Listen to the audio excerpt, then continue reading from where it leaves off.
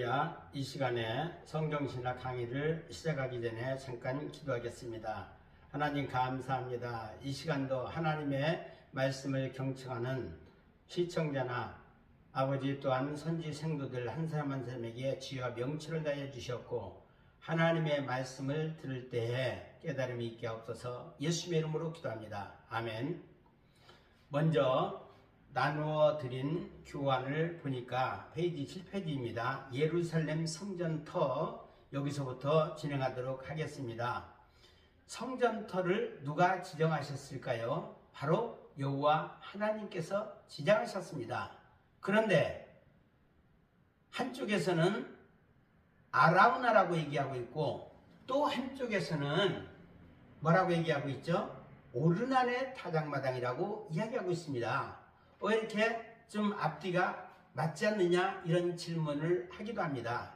이것은 히브리어의 모음과 자음의 어떤 표기라든지 차이점에서 나오는 것으로 보고 있습니다. 그래서 예를 들자면 미국에서 TV가 왔을 때 우리는 텔레비전이라고 얘기하는데 미국 사람들은 못 알아듣는다고 합니다. 우리는 분명히 영어로 텔레비전이라고 말하고 있는데 그들은 못 알아듣는다는 것이에요. 마찬가지입니다.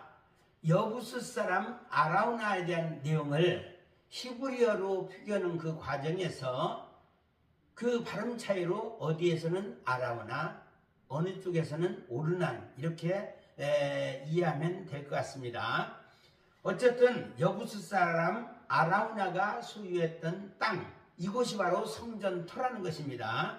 이는 아브라함이 제물로 바친 모리아산과 동일한 곳이고 창세기 22장 이전에 나와있죠. 다윗은 이곳에서 번제와 화목제와 소제를 드렸던 것입니다. 훗날 솔로몬이 이곳에 예루살렘 성전을 건축하게 됩니다. 역대하 3장 1절에 나와있죠. 그래서 아라우나 오르난의 타작마당은 모리아산 또 여부스 족속의 땅 예루살렘의 성전터라고 볼 수 있습니다. 이것은 사울왕 때에 절대로 정복하지 못했던 땅이고 다윗밖에는 이곳을 점령할 수 없었던 것입니다. 왜 그럴까요? 다윗은 예수 그리스도로 상징되는 인물입니다. 마태복음 1장에 보니까 아브라함과 다윗의 자손 예수 그리스도의 세계라 이 말이 있지 않습니까? 바로 아브라함도 그렇고 다윗 왕도 그렇고 예수 그리스도로 상징되는 인물입니다. 그래서 예루살렘 그 정복하는데 얼마나 어려웠는지 출애굽기, 레위기, 민수기, 신명기, 여호수아, 사사기, 그 다음에 사무엘상, 사무엘하 24장에 가서 이 성전터를 점령할 수 있었던 것입니다. 그런데 다윗은 이곳을 그냥 받지 않았어요. 기부하겠다고 얘기했는데 기부를 거절하고 돈으로 샀던 것입니다. 그래서 역대상 21장 24, 25절에 보니까 금 600세겔이라고 나와 있고 사무엘하 24장 24절에 보니까 은 50세겔이라고 나와 있습니다. 이것이 무슨 말일까요? 번제와 화목제를 드리기 위해서 이 번제물을 사는 값이라고 얘기하면은 50세겔이라고 말할 수가 있겠고, 그것뿐만 아니라 성전터, 성전에 있는 그 성전을 지을 그 땅만 말하는 게 아니라 그 주변까지 해가지고 전체적으로 지불한 값은 600세겔이 아닐까 이렇게 이제 추정하고 있습니다. 어쨌든 예수님만이 정복할 수 있는 땅이 예루살렘 성전터였던 것입니다. 훗날 예수님께서도 어땠어요? 그 대가를 지불하지 않았습니까? 바로 십자가를 통해서 그 십자가의 대가를 지불했던 것입니다. 그래서 우리는 반드시 우리 속에 있는 성전터를 하나님의 영으로 예수 그리스도를 통해서 우리가 정복해야 됩니다. 고린도전서 6장 19절 말씀에 뭐라고 나와 있습니까? 너희는 너희가 하나님께로부터 받은 바 너희 가운데 계신 성령의 전인 줄을 알지 못하느냐? 라고 말씀하고 있지 않습니까? 바로 이 성전터 있어야 됩니다. 성전이 세워지지 않으면 우리 주님이 오시지 않습니다. 그렇기 때문에 우리 마음에 반드시 성전이 지어져야 하는 것입니다. 뒤로 넘어가서 7번 예루살렘 성전에 대한 내용입니다. 열왕기 상과 역대하에 나와 있습니다. 성전터는 반드시 하나님께서 지정하신 그 자리에 세워져야 됩니다. 하나님이 원하시는 곳, 물론 외적으로 교회를 세우는 것도 각자에게 하나님께서 주신 터가 있습니다. 개인도 하나님이 원하시는 곳에 지어져야 되는데 우리 개인은 어디에 지어져야 합니까? 바로 마음에 지어져야 하는 것입니다. 물론 성전을 세우기 전에 먼저 뭐가 들어와요? 법궤가 들어와야 했던 것입니다. 법궤에 대한 것은 아미나답의 집과 오베데돔의 집을 통해서 우리가 살펴볼 수가 있는데 아미나답은 누구일까요? 처음에 하나님의 법궤를 보관했던 사람입니다.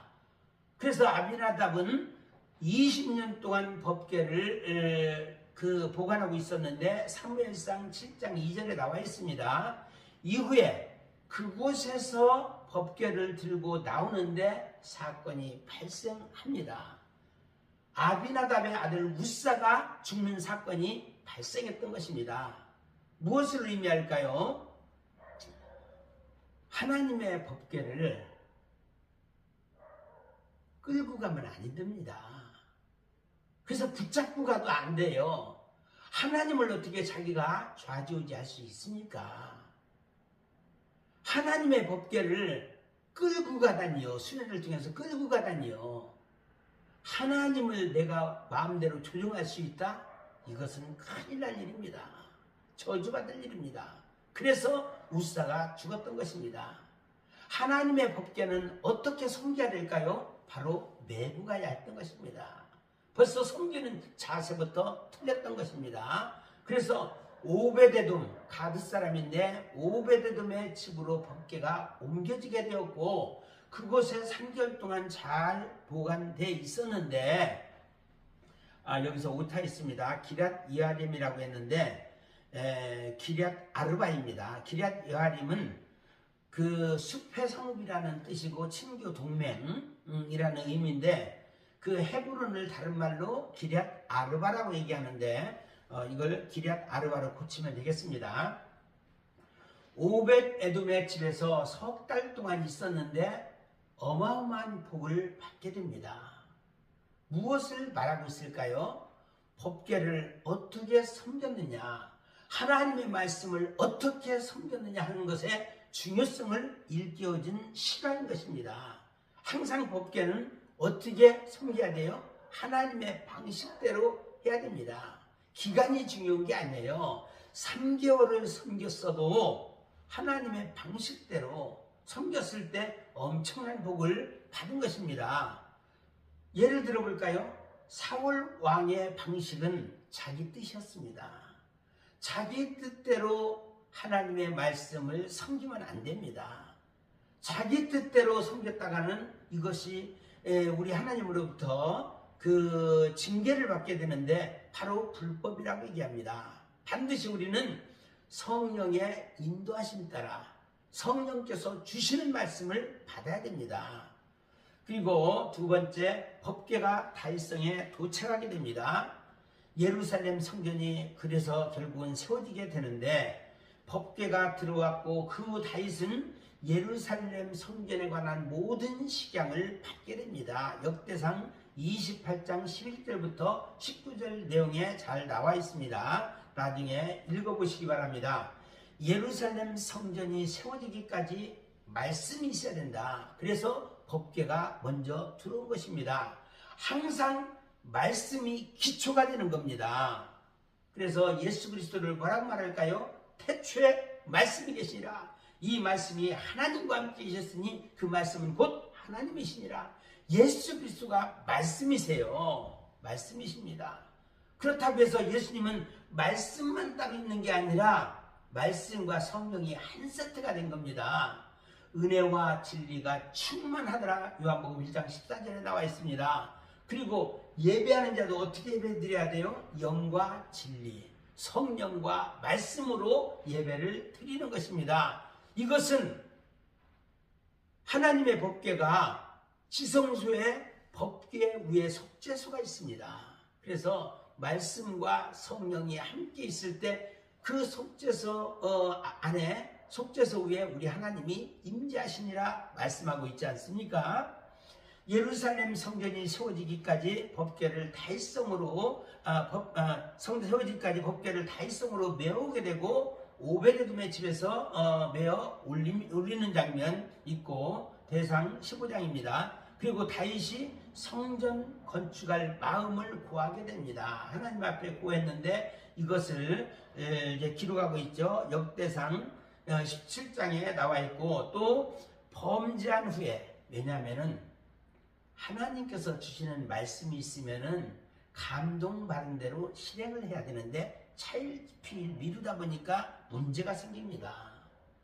우리는 여러분 각자에게 영적으로 하나님께서 감동을 주셨을 때 거기에 순종을 해야 됩니다. 그래서 순종하지 않다가 결국은 범죄하게 됩니다. 그래서 범죄한 후에 성전터를 허락을 받게 됩니다. 이 내용이 역대상 21장에 나오는 것이죠. 범죄 후 어떤 징계를 받았습니까? 그 21장 14절 말씀에 보니까 전염병, 연병으로 해서 7만 명이 죽게 됩니다. 그리고 네 번째, 성전을 건축하려고 건축자재를 무수히 준비하는 장면이 역대상 22장에 나오고 이것을 그 아들 솔로몬에게 맡기게 됩니다. 외적인 성전을 건축하라고 맡기게 됩니다. 그리고 여호와께로부터 받은 설계도죠. 그게 식양입니다. 이것을 넘겨주게 됩니다. 역대상 28장 16절에서 19절 내용이죠. 누구에게 넘겨주었다고요? 물론 솔로몬에게 넘겨주었지만 솔로몬이 누구에게 건축을 맡겼습니까? 히람이었어요. 히람은 사단으로 상징되는 인물이고 사단의 종이라고도 볼 수 있습니다. 사단의 종이 하나님의 성전을 건축했기 때문에 예루살렘 성전은 무너질 수밖에 없었던 것입니다. 그리고 사사시대와 우리 이쪽 왕정시대, 다윗시대를 비교하게 되면은 사사시대는 영적 혼란의 시대였다라고 말할 수 있습니다. 왜 그럴까요? 각자의 우상을 섬기고 있었기 때문에 그렇습니다. 하나님에 대한 생각, 예수님에 대한 생각, 또 성전에 대한 생각이 어땠어요? 자기 소견에 옳은 대로 행하였더라 이런 말을 하고 있지 않습니까? 자기 소견이 무엇일까요? 자기 사상과 생각과 자기 의지라는 겁니다.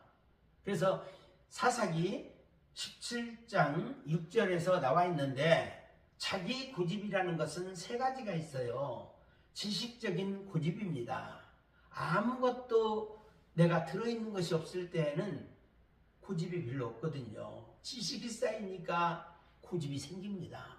그리고 물질적인 고집이에요. 돈이 없을 때는 고집이 별로 없었는데 돈이 생기다 보니까 욕심이 생기고 그리고 고집이 아주 커진다는 겁니다. 그리고 세 번째로는 환경적인 고집이에요. 환경적인 고집은 뭡니까? 우리가 대한민국 땅에 태어난 것은 너무너무 감사할 일이죠. 만약에 이슬람권에 태어났으면 어땠을까요? 이슬람적인 사고방식을 하게 되겠죠. 이 환경은 굉장히 아주 중요합니다. 무시할 수 없는 그런 여건입니다. 그래서 이런 과정을 겪은 후에 다윗 왕권 시대가 되어서야 결국 예루살렘 성전이 세워지고 입성할 수 있었던 것입니다. 다윗은 무슨 성전을 지었습니까? 마음 성전이었어요. 마음 성전. 내적 성전이었고 영적인 성전입니다. 외적 성전과는 달리 무너지지 않는 성전이다라는 것입니다. 이것이 우리 속에 세워지고 우리가 입성해야 될 성전인 것입니다. 하나님께서 원하시는 것은 외적인 성전보다는 저나 여러분의 마음 성전을 원하신다는 거, 이걸 꼭 기억하시기 바랍니다. 이 마음 성전이 차후에 실질적인 천국에 왔을 때 그곳이 어디입니까? 바로 거룩한 성 예루살렘, 새 예루살렘인 것입니다. 천국에 있는 새 예루살렘 성에 모두 다 입성하게 되시기를 바랍니다. 그리고 오늘은 디셉 사람 엘리야, 열왕기상 17장에 나와 있는 내용 살펴보도록 하겠습니다. 그 엘리야에 대한 내용은 굉장히 중요한데, 왜 엘리야를 여러분들에게 말씀드리는고 하면은 선지자의 대표가 바로 엘리야입니다. 그래서 엘리야를 우리가 유심히 보게 되면은 엄청난 하나님의 영적 세계의 비밀을 우리가 알 수 있습니다. 엘리야를 훈련시킵니다. 1절에서 7절까지. 엘리야는 분명히 하나님의 부르심을 받은 자입니다. 그는 바쳐진 자입니다. 바쳐진 자. 이미 하나님께 바쳐진 사람, 이런 사람은 물을 수가 없습니다. 이것이 레위기 27장 28절에 나와 있는 말씀이기도 한데, 바쳐진 자를 다른 말로 나실인이라고도 얘기합니다. 물론 나실인은 태어날 때부터 하나님께 드려진 사람입니다. 밑둥이 잘려진 자입니다. 다니엘서 4장 14절 말씀에 보니까 구루터기만 남지 않았습니까? 바로 우리는 세상으로부터 잘려진 자입니다. 주의 종의 길을 걸어가는 사람은 그런 자예요. 구루터기만 남은 자라는 것입니다. 제가 전에 한번 여러분들에게 강의할 때 씨띠나무라는 얘기를 했습니다. 씨띠나무 자체는 소용이 없어요. 쓸 수가 없습니다. 이것이 조각목으로 바뀌어져야 됩니다. 조각목이 되었을 때 하나님의 궤를 만들고 그 가운데 또 금으로 씌우게 되는 것입니다. 그런데 보세요. 씨띠나무가 신명기 10장 3절 말씀에 나오는데 씨띠나무 마찬가지로 밑둥이 잘려져야 됩니다. 하나님께서는 이제 밑둥이 잘려진 그 씨띠나무를 쓰시는데, 씨띠나무가 뭡니까? 가시나무이기 때문에 찌르고 찔리면서 자랍니다. 어디에서? 세상 가운데서. 여기저기 이렇게 그런 상황에서 하나님의 부르심을 받게 되니까 이 씨띠나무가 잘려지고 꺾여지고 다듬어지고 대표질돼서 그래서 조각목이 되는 것입니다. 그래서 주의 종으로 만들어져 가는 그런 과정인데, 저나 여러분은 반드시 조각목이 되어야 된다라는 것입니다. 씨띠나무의 모습으로는 절대로 하나님의 일을 할 수 없다는 것입니다. 이제 디셉 사람 엘리야에 대해서 살펴봅니다. 길르앗에 우거하는 디셉 사람 엘리야. 지명 이름은 사람의 본질을 의미합니다. 성품과 속성을 말하는 것입니다. 그래서 용어를 먼저 제가 설명을 드리겠습니다. 길르앗이라고 했잖아요.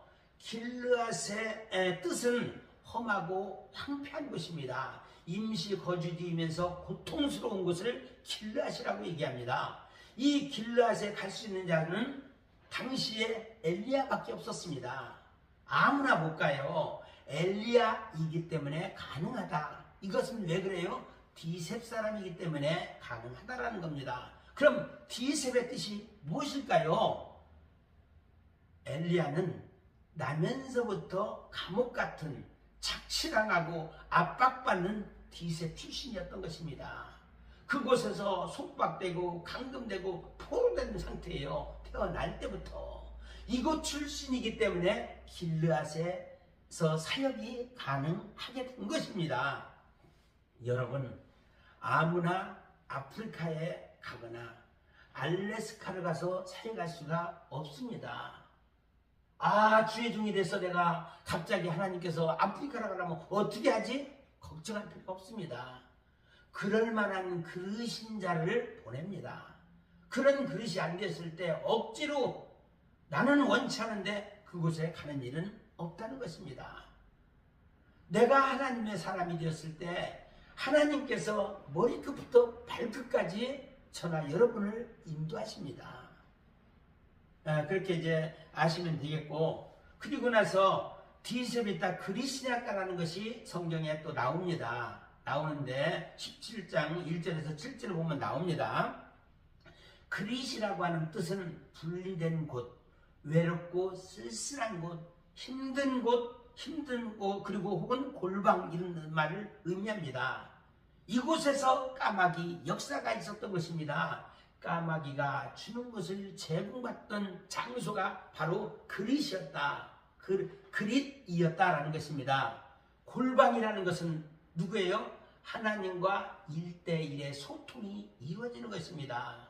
우리가 세상에서 귀하다고 생각되는 것은 모두 다 차단시키고 하나님과 1대1로 만날 수 있는 그곳이 바로 소통할 수 있는 장소가 그릿, 골방이다라는 겁니다.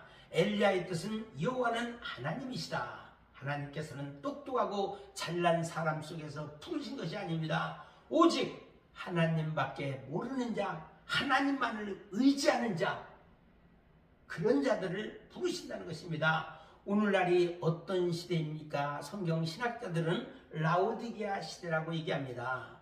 요즘에 라오디게아 시대가 겉으로는 부유한 시대입니다. 그러다 보니까 하나님을 찾지 않습니다. TV나 스마트폰이나 다른 여타 모든 것이 방해를 받는 시대입니다. 오늘날 기도하기가 얼마나 힘이 들고 성경 읽기가 얼마나 힘든지 모릅니다. 방해받고 있기 때문에. 그런 속에서 하나님의 부르심을 입은 여러분들이 소중하고 값진 것입니다. 두 번째 이야기입니다. 왜 태어날 때부터 그리고 보내준 장소가 고통스러운 장소였을까요? 그 이유는 태어날 때부터 엘리야는 나실인이었고 그를 우리 하나님께서 훈련시키시고 연단하여 하나님의 사역자로 쓰기 위한 것이었습니다. 물론 엘리야 역시 하나님께 따질 수 있었습니다. 왜 하필 황폐한 곳 길르앗의 절을 보내서 이곳에서 살게 하십니까? 라고 따질 수도 있습니다. 그렇지만 거기서 묵묵히 사역을 감당하다 보니까 이번에는 다시 그릿 신학가로 보내진 것입니다. 왜냐하면 하나님께서 다시금 빡세게 연단시키기 위한 것입니다. 단절된 곳, 분리된 곳, 그릿 신학가로 보냈던 것입니다. 그리고 그곳에 가서 그거 시냇물을 마셔라. 이것은 하나님께서 주시는 물입니다. 말씀을 주고 깨닫고 정결케 하시는 그 물이었던 것입니다. 이것은 하나님의 원하시는 종이 점점 더 그런 종이 되어가는 모습을 설명하고 있는 것입니다. 주의 종이 되는 과정 쉽지 않습니다. 고난과 죽음의 과정이 없이 영광과 부활이 있을 수 없기 때문에 그렇습니다. 지난번에도 말씀드렸지만 다윗 사도 바울 13년의 연단 기간이 있었습니다. 뭐라고요? 하나님의 일을 이제부터 결심을 하고 중대한 결심을 하고 주의 일을 해야 되겠다. 신학과정을 다 마치고 이제부터 내가 주의 일을 원하시는 종이 되어야 되겠다. 그때부터 13년간의 연단 과정이 있었다는 것입니다. 지름길로 가면 안 됩니다. 지름길로 가는 많은 주의 종들 다 넘어집니다. 문제가 생깁니다. 엘리야와 같은 이런 코스를 밟지 않으면 힘들다는 겁니다. 이제 보세요. 이제 주님의 도우시는 손길이 임합니다. 까마귀들을 명하여 너를 먹이게 하리라. 4절에서 말씀하고 있지 않습니까? 왜 하필 비둘기가 아니고 부정적인 까마귀를 보내셨을까요?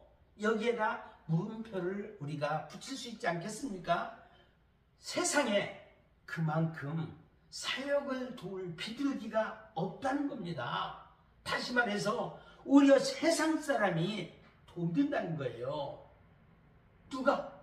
이 까마귀들에게는 우리 하나님께서 명령을 하면 순종한다는 얘기예요.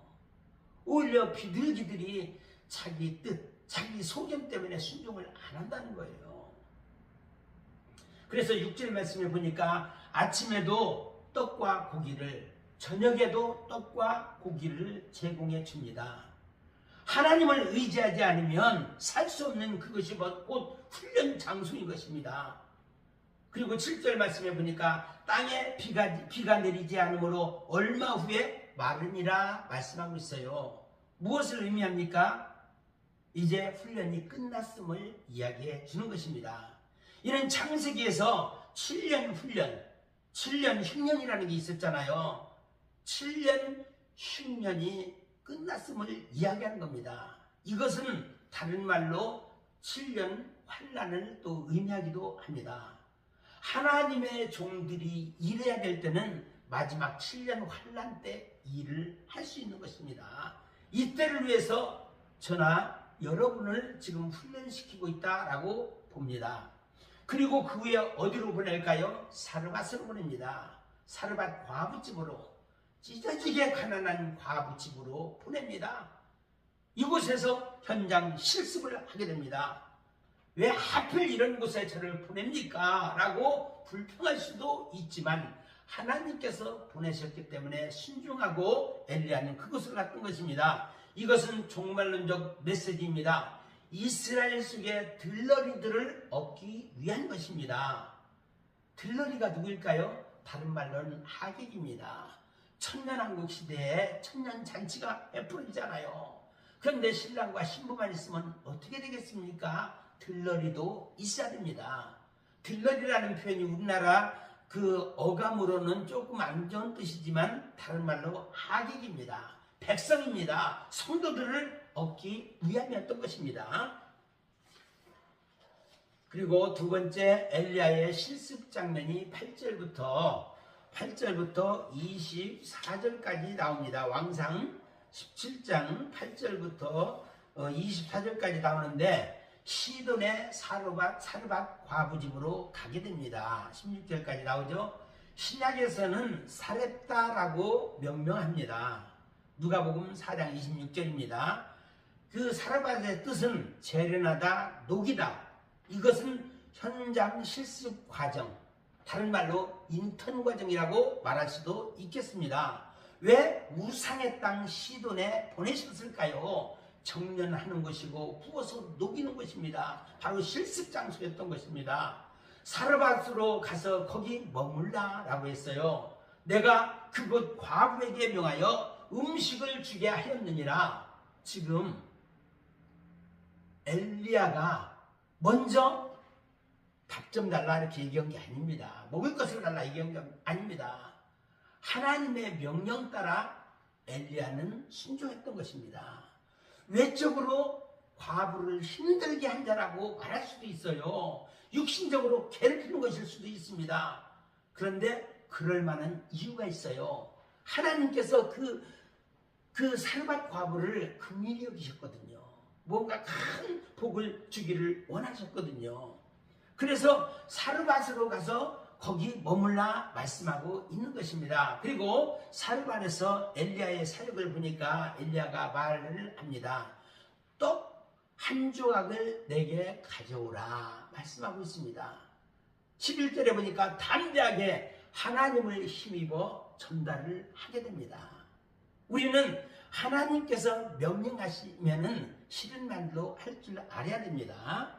그래서 과부의 말 12절 말씀해 보니까 떡은 없고 다만 통에 가루 한 움큼과 병에 기름 조금 뿐입니다 라고 이야기를 합니다. 무엇을 의미할까요? 이걸 먹고 나와 내 아들은 죽으리라 결심했다는 거예요. 참 불쌍하죠? 가지고 있는 것이 통에 가루 한 움큼과 병에 기름 조금 뿐이라. 그나마 이것을 가지고 있는 것은 어디예요? 사르밧의 과부밖에 없었어요. 하나님께서 이곳에 보낸 이유, 우리는 가루 한 움큼과 병에 한 기름, 물론 실제적으로는 이 내용일 수 있지만 성경에 기록한 의도는 그게 아니라는 것입니다. 그래서 이야기합니다. 계속해서 두려워 말고 내 말대로 하려니와, 이게 무슨 말이죠? 당신이 죽는 것은 자유인데 말리지 않겠지만 먼저 선행할 일이 있다. 그것을 떡으로 만들어서 내게 가져와라. 이게 선행할 일이다 라는 것입니다. 나를 위해서 떡 한 개를 만들고 그 후 내 아들을 위해서 만들어라 이야기를 하고 있는 겁니다. 그러면 그 통의 가루가 그 병의 기름이 없어지지 아니하리라 14절에 말씀하고 있어요. 무슨 자신감일까요? 그동안 갈고 닦은 것을 순종했던 거예요. 행함으로 순종하고 이것을 증명하고 있는 것입니다. 개인적인 욕심으로 이곳에 온 게 아닙니다. 하나님의 명을 받들어 순종하려고 이곳에 온 것입니다. 위로부터 임한 자신감, 이것은 어쩔 수 없습니다. 저나 여러분, 하나님께서 여러분들에게 베풀어 주신 말씀과 성령이 임할 때는 담대하게 전파할 수 있는 것입니다. 그리고 여기서 떡은 어떻게 만들 수 있을까? 신학적 의미를 우리가 보아야 됩니다. 곡식을 빻은 가루 한 움큼이 있었던 것입니다. 곡식을 빻은 가루 한 움큼. 곡식은 뭐예요? 구약의 말씀이에요. 하나님의 말씀을 그대로 먹을 수는 없잖아요. 그러니까 이거를 빻는 거예요. 고운 가루로 만들어요. 곡식이 빠져야 가루가 되는 것이고 이것을 우리 하나님이 받으신다라는 거예요. 여러분의 투박한 모습은 우리 하나님이 받으실 수 없는 겁니다. 가루가 돼야 돼요. 가루가. 철저히 가루가 되어야 우리 주님이 받으신다라는 것입니다. 그리고 이제 계속해서 보니까 그리고 병에 기름 조금 있다고 했습니다. 그 기름은 무슨 기름일까요? 바로 감람류 기름입니다. 순결, 거룩함을 의미하는 기름입니다. 떡을 만드는 법, 고운 가루와 기름입니다. 다시 말해서 말씀과 성령이라는 겁니다. 성령의 기름. 이것이 있어야 생명의 떡을 만들 수 있는 것입니다. 떡은 예수 그리스도의 몸을 의미해요. 구약 속에는 숨겨진 진리가 있습니다. 예수 그리스도라고는 숨겨진 진리가 있는데 이게 바로 떡이 예수 그리스도의 몸이라는 것입니다. 고운 가루, 곡식으로부터 나온 율법이라는 거예요. 율법 자체를 우리가 들으니까 딱딱하잖아요. 이게 고운 가루를 만드는 작업을 주의 종들은 할 수 있어야 된다는 겁니다. 그래서 율법이 떡이 되어야 되는 거예요. 율법이 떡, 복음이 되어야 된다는 거예요. 생명이 되고 예수 그리스도가 되어야 된다는 것입니다. 예수님께서 뭐라고 말씀하셨습니까? 나는 하늘에서 내려온 산떡이다 라고 말씀하고 있지 않습니까? 만나와 비교되잖아요. 만나도 하나님께서 하늘에서 내려주셨지만 거기는 일회성이지만 우리 예수 그리스도에 주시는 떡은 일회용이 아니에요. 영원한 떡, 생명의 떡이 되는 것입니다. 바로 예수 그리스도는 은혜와 진리가 충만하신 분입니다. 그러기 위해서 먼저 곡식을 가루로 만드는 작업이 선행되어야 돼요. 그리고 엘리야는 그리 시내가에서 배운 말씀대로 실습하게 됩니다. 그랬더니 어떻게 됐을까요? 기적이 일어납니다. 과부도 엘리야도 똑같은 기적을 체험하게 됩니다. 오늘날로 말하면 깜놀했다라는 얘기합니다. 깜짝 놀랐다는 것입니다. 누가 하셨습니까? 여호와 하나님이 하신 것입니다. 그런 와중에 대박난 사람은 16절의 과부와 그 아들이었습니다. 병의 기름이 떨어지지 않았더라 라고 이야기합니다. 여인은 엘리야를 통해서 살아났고 엘리야는 예수 그리스도, 다시 말해서 복음을 만나는 경험을 하게 됩니다. 한층 업데이트된 신앙이 되어진 것입니다. 여인이 바로 우리의 모습입니다. 선지자의 글을 통해서 예수 그리스도를 만나야 합니다. 왜 하필 시돈 땅의 과부일까요? 이스라엘에는 가루 조금과 기름 조금 갖고 있는 사람이 그만큼 없다는 거예요. 희귀하다는 거예요. 말씀이 희귀하다는 거예요. 종말 때는 어떨까요? 이런 말씀이 희귀한 습관이 되었어요. 하나님의 말씀을 말씀으로 듣지 못하고 사람의 것으로 포장되어서, 예를 들어 볼까요? 히브리서 11장 1절, 믿음은 바라는 것들의 실상이요 보이지 않는 것들의 증거니. 이게 무슨 말입니까? 많은 종들이, 많은 큰 교회들이 여러분 벽에 그림판을 설치해 보십시오. 그리고 여러분들이 원하는 그림을 그려보세요. 그래서 그림이 이루어질 줄 믿고 그 실상을 믿고 하나님 앞에 간절히 기도하면 응답받습니다. 할렐루야. 이렇게 거기에 아멘합니다.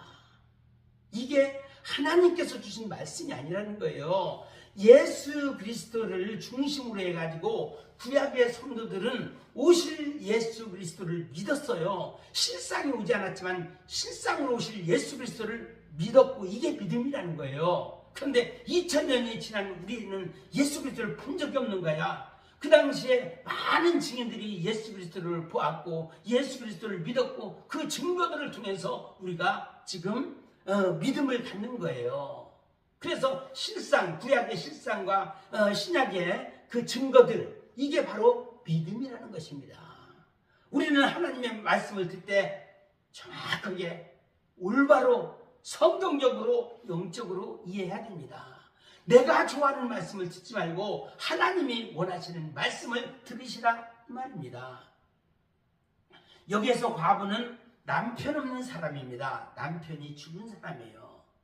세상에서는 남편이 있을까요? 없어요. 짐승 같은 사람 중에는 남편이 없는 거예요. 창세기 2장서부터 시작해가지고 우리 주님께서는 배필 찾는 작업을 하셨어요. 그런데 짐승 중에서 뭔가 모든 피조물 중에서 보니까 없잖아요. 그래서 이 짐승이 뭡니까? 하나님의 씨가 없는 자가 다 짐승이에요. 짐승입니다. 그래서 배필을 찾아서 마지막 어떻게 돼요?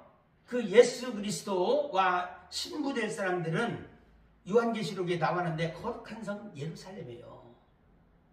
하나님의 영이 있고 하나님의 씨가 있는 자들, 그들이에요. 바로 우리가 그런 하나님의 씨와 하나님의 영을 가진 자가 되어야 됩니다.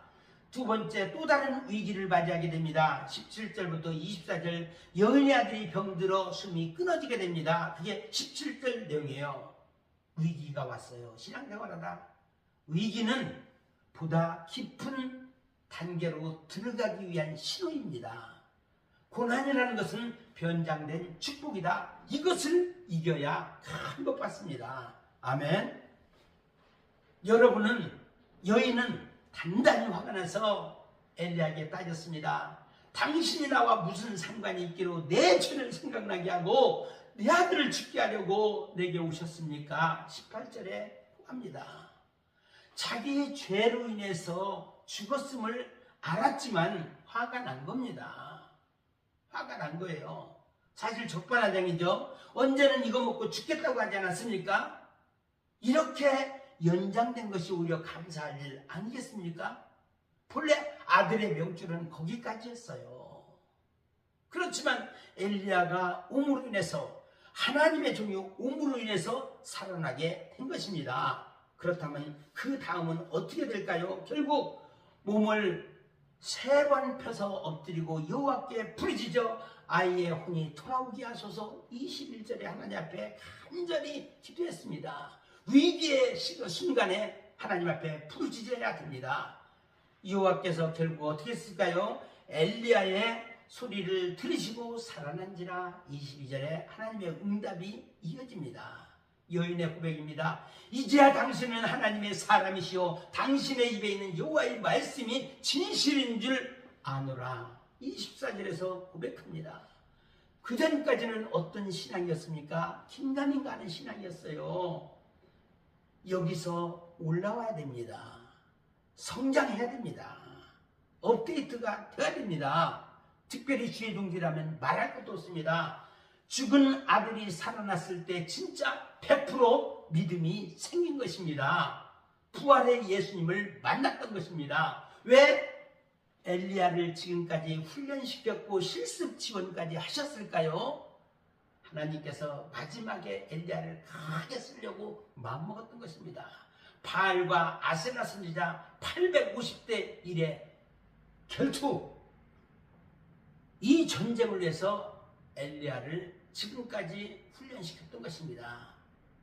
어쩌면 종말 때 거짓 선지자들과의 엄청난 전쟁, 엄청난 싸움을 위해서 저나 여러분들을 준비시키고 있을지도 모릅니다. 기대하시기 바랍니다. 이스라엘을 죽먹고 바알과 아세라상을 깨부수기 위한 하나님의 열심이 계속했던 거예요. 하나님께서는 이 땅에 하나님이 싫어하는 종교 통합운동 WCC, WE를 깨부수려는 것이 하나님의 계획입니다. 사단이 큰 아주 대형교회 종들에게 들어가서 이렇게 해가지고 작업을 하고 있는 건데 하나님께서는 이것을 깨기를 원하신다는 겁니다. 그 이후에 하나님의 계획이 어떻습니까? 열왕기상 이제 17장 끝났고 18장, 19장 잠깐 말씀드리고 말씀을 맺도록 하겠습니다. 갈멜산에서의 하나님의 역사, 열왕기상 18장입니다. 갈멜의 뜻이 뭘까요? 동산 과일나무가 있는 정원입니다. 열매들이 있는 정원이에요. 이 갈멜산으로 바알 선지자 450명과 아세라 선지자 400명을 데려옵니다. 이들이 나라를 망친 주범들입니다. 나라가 망하는 것도 주의 종들과 거짓 선지자 때문이라고 성경에서는 누누이 말합니다. 이스라엘이 망한 것이 이 제사장들과 거짓 선지자 때문이고 마지막 때 주의 종들 똑같습니다.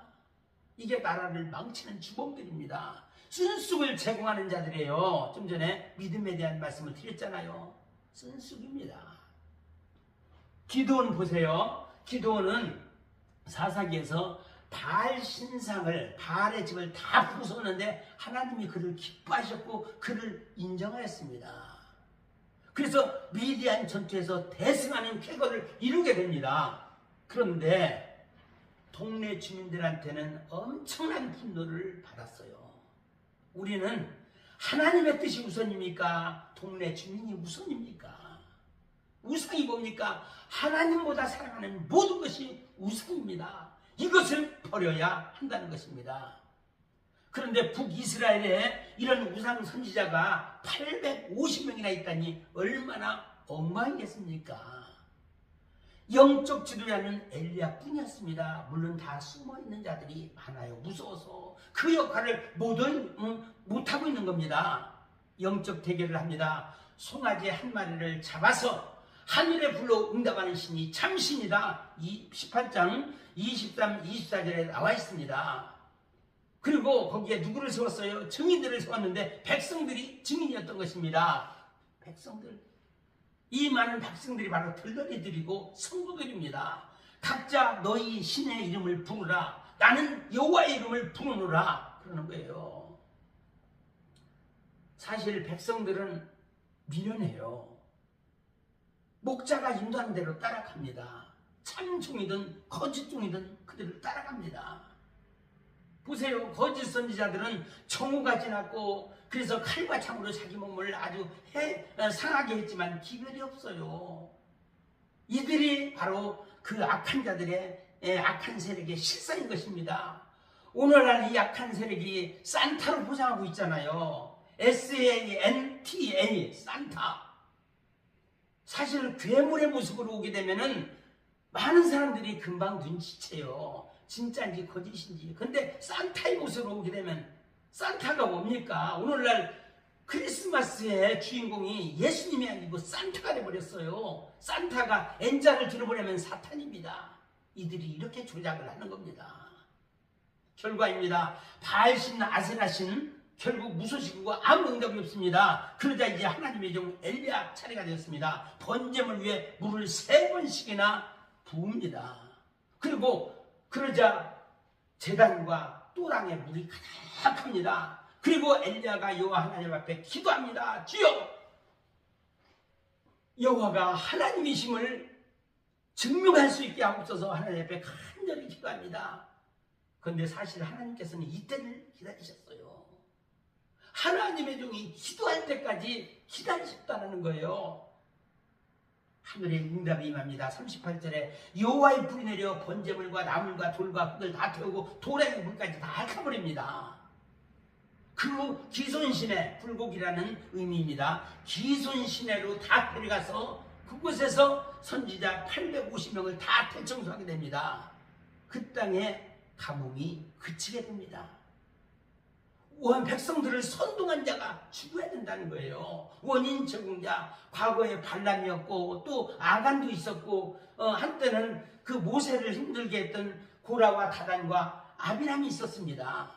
종말에도 사람보다 일찍 우리 주님께서 얼마나 거짓 선지자에 대해서 열불통이 터졌으면 계시록 19장 20절 말씀에 보니까 짐승과 거짓 선지자를 불못에 그냥 당장 던져버립니다. 천년왕국 이전에 다 던져버립니다. 그리고 엘리야는 사명을 완수하게 되는데 열왕기상 19절에 와서 열왕기상 19장에 와서 끝나게 됩니다. 그리고 그 후에 엘리야의 사역은 어땠습니까? 호렙산으로 숨었어요. 19장 8절 말씀에. 왜? 이세벨이 두려워서. 차라리 저를 죽여주세요 라고 얘기했어요. 엘리야도 인간입니다. 약합니다. 약한 인간의 모습을 하나님 앞에 드러낸 거예요. 사람 앞에서는 굉장히 강할지 몰라도 하나님 앞에서는 불쌍한 자입니다. 그래서 하나님 앞에 하수인했던 것입니다. 마음 약한 엘리야에게 우리 하나님께서 힘을 주십니다. 40주야 하나님과 동행하고 드디어 소명을 받게 됩니다. 그러면서 하나님의 일은 계속됩니다. 뭘까요?